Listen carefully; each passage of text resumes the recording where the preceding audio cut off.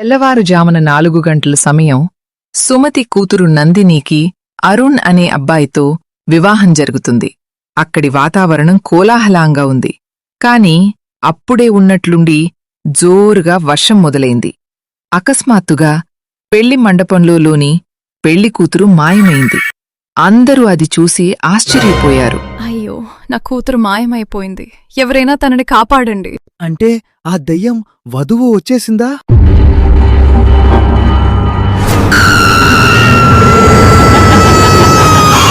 Meenakshi city నుండి సంప్రదాయంగా పల్లెటూరుకి వస్తుంది.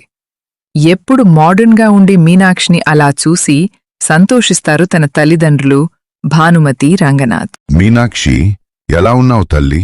నిన్ను చూసి చాలా కాలమయింది. కబురు పెట్టి రావాల్సింది తల్లి. ఇక్కడి పరిస్థితులు ఏమంతా బాగోలేదు. ఎప్పుడు ఏం జరుగుతుందో అని చాలా భయంగా ఉంది. నేను బాగున్నాను నాన్నా. మీరెలా ఉన్నారు? మిమ్మల్ని చూడాలనిపించి ఇలా వచ్చేసా. ఏమైంది నాన్నా? ఎందుకు టెన్షన్ పడుతున్నారు? అదేం లేదు మీనాక్షి, నువ్వు ఫ్రెష్ అప్ అయ్యిరా అని మీనాక్షిని లోపలికి తీసుకెళ్తుంది భానుమతి. ఇంతలో ఒక పనివాడు అక్కడికి పరిగెత్తుకుంటూ వస్తాడు. అయ్యగారు, మర్రి చెట్టు కింద కాంతమ్మ కూతురు చనిపోయి ఉంది. మీరు తొందరగా నాతో రండి. అది విన్న రంగనాథ్ కంగారు పడతాడు. వెంటనే వాళ్ళిద్దరూ కలిసి మర్రిచెట్టు దగ్గరికి వెళ్తారు. అక్కడ పరిస్థితిని చూసి భయపడిపోతాడు రంగనాథ్. అసలు ఏం జరిగింది? నా కూతురు విజయ్కి పెళ్లి సంబంధం చూశాము. వారంలోనే పెళ్లి కూడా పెట్టుకున్నాం. ఇంతలోపే ఇలా జరిగింది. ఇంతలో అక్కడికి మీనాక్షి వస్తుంది. తనకు పరిస్థితి అర్థమవుతుంది. మీకు చెప్పాను కదా, మన ఊరికి ఉన్న శాపం కారణంగా ఎవరికీ ఇక్కడ పెళ్లి జరిపించొద్దు అని. ఇక అక్కడ డెడ్ బాడీ తీసి మిగతా పనులు చేయిస్తాడు రంగనాథ్. ఇక్కడ ఏదో జరుగుతుంది. అది నేను తెలుసుకోవాలి. మరుసటి రోజు మీనాక్షి తన స్నేహితురాలైన యామినిని కలిసి ఇలా మాట్లాడుతుంది. అసలు ఏం జరుగుతుంది ఈ ఊర్లో? ఎందుకు పెళ్లి చేసుకోవాలనుకున్న అమ్మాయిలందరూ ఇలా దారుణంగా చనిపోతున్నారు? నాకు కూడా తెలీదు. కాని ఇదంతా ఒక దెయ్యం చేస్తుందని చెప్తారు. మరీ ఎందుకు చేస్తుందో తెలియదు.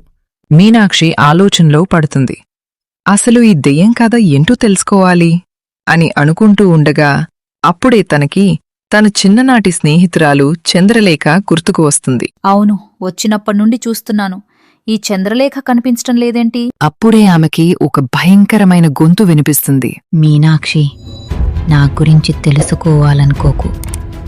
నువ్వు ఎంత ప్రయత్నించినా ఈ ఊర్లో కనపడకుండా పోతున్న అమ్మాయిలను నువ్వు కనిపెట్టలేవు. ఎవరిని వదిలిపెట్టను. అందర్నీ చంపేస్తాను.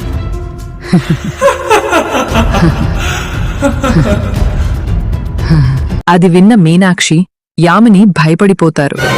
మీనాక్షి చంద్రలేఖనే ఇదంతా చేస్తుందని అర్థమవుతుంది. కాని ఎందుకు చేస్తుందో తెలుసుకోవాలి అని అనుకుంటుంది. మీనాక్షి ఆ ఊరి చివర ఉండే సంగీతం మాస్టర్ రామాచార్యుల దగ్గరకు వెళ్తుంది. ఆయన్ని చంద్రలేఖ గురించి అడుగగా ఇలా చెప్పడం మొదలుపెడతాడు. చంద్రలేఖ, నువ్వు కలిసి నా దగ్గరే సంగీతం నేర్చుకున్నారు. నీకు ఉద్యోగం రావడంతో నువ్వు సిటీకి వెళ్ళిపోయిన తర్వాత చంద్రలేఖకు పెళ్లి చెయ్యాలని నిశ్చయించారు. కట్నం లేకుండా పెళ్లి చేసుకుంటాను అన్న ఒక ధనవంతుడైన ముసలివాడికి ఇచ్చి పెళ్లి చెయ్యాలనుకుంటారు. ఈ విషయం తెలిసిన చంద్రలేఖ నీకు ఫోన్ చేసిన నీ దగ్గర నుండి ఎలాంటి జవాబు రాకపోవడంతో తనకు వేరే దారి కనిపించక ఆత్మహత్య చేసుకుంది. అప్పట్నుండి ఈ ఊరిలో ఏ అమ్మాయి పెళ్లి జరిగినా ఆ అమ్మాయిని తీసుకెళ్లి చంపేస్తుంది. అప్పుడు మీనాక్షి అనుమానంగా ఇలా అడుగుతుంది. ఖచ్చితంగా తనే తీసుకెళ్లి చంపేస్తుందని ఎలా చెప్తారు? ఎందుకంటే నేనే చంద్రలేఖని కాబట్టి నా చావుకి నువ్వే కారణం. నిన్ను మాత్రం వదిలిపెట్టను. వామ్మో, చిన్న సైజు భూకంపం వచ్చినంత పనయింది. చంద్రలేఖను ఆపాలంటే దానికి ఒకటే మార్గం అని అనుకుని మీనాక్షి చంద్రలేఖ చెల్లెలు అయిన ఇందుమతి గురించి తెలుసుకుంటుంది.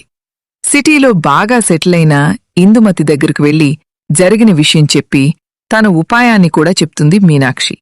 ఇందుమతి కొంచెం భయపడుతుంది. కాని ఇవన్నీ కట్టుకదల్లే అని అనుకోని ఒప్పుకుంటుంది. ఇంతలో ఊర్లో పరిస్థితి ఇలా ఉంటుంది. కాపాడండి, ఎవరైనా కాపాడండి. మిమ్మల్ని వదిలిపెట్టను. అందర్నీ చంపేస్తాను. కాపాడండి, ఎవరైనా కాపాడండి. మీనాక్షి ఇందుమతిని తీసుకొని ఊరికొస్తుంది. అప్పటికే అక్కడ వాతావరణం చాలా భయానకంగా ఉంది. చంద్రలేఖ, నీ చెల్లెలు ఇందుమతిని ఒక అబ్బాయికిచ్చి ఈ ఊర్లోనే పెళ్లి చేయబోతున్నాను.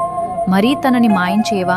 అది విన్న చంద్రలేఖ అక్కడికి వస్తుంది. నీ చావుకి కారణం నేను కాదు చంద్రలేఖ, నీ చెల్లెలే కారణం. అది విని అందరూ షాక్ అవుతారు. నువ్వంటే మీ అమ్మా నాన్నలకు చాలా ఇష్టం, కానీ నీ చెల్లెలికి నువ్వు అంటే చిన్నప్పటి నుండి ఇష్టం ఉండదు.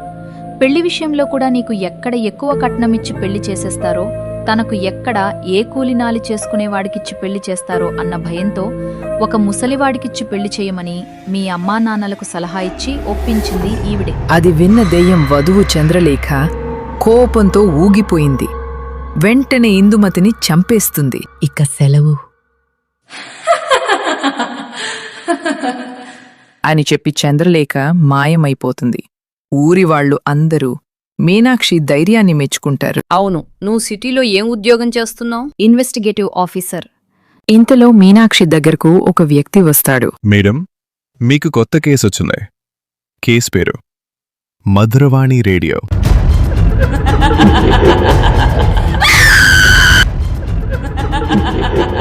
ఏంటి, భయపడ్డావా? అయితే వెంటనే సబ్స్క్రైబ్ చేసుకో, లేకపోతే ఈ రాత్రి నీ తలుపు దగ్గర నా నవ్వు వినిపిస్తుంది.